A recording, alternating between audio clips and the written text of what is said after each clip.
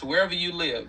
This is one of the ways we know a marketplace is absolutely in momentum. You go into Panera Bread, we go into other different places. You got folks sitting down. Imagine that with placemats or whatever they're using, doing presentations. I mean, you see that in different places. You're like, man, this market is on fire because folks are getting out there, seeing the people, sharing the plan. This is great lunchtime activity, too, for those that are trying to figure out how to make their lunch break profitable.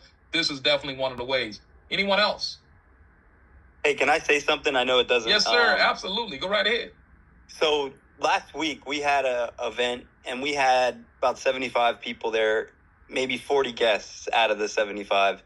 And we had a new soon-to-be ED do the presentation, and he butchered it. Like, I'm talking butchered. It was terrible.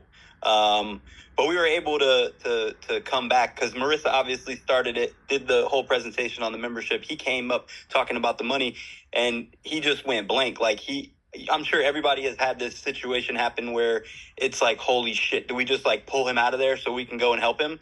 But we let him like just go through it and be really terrible at it. And then I went up there after and closed it out for him and like kind of reiterated everything. But Don Thompson said something to me a couple weeks ago. He says, in your organization, you're always going to want to make sure that you do it because you know you can do it better. But if somebody can do it 80% or close to 80%, then you have to let those people fly.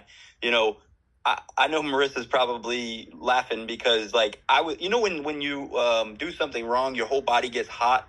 Like, you know, you feel like you're just like anxious. That's how I felt the whole presentation. And I know she did too.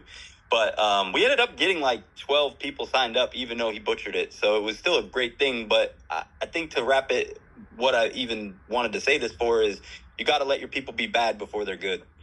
So this is a great way to do it because all they're doing is reading from the sheet. You know what I'm saying?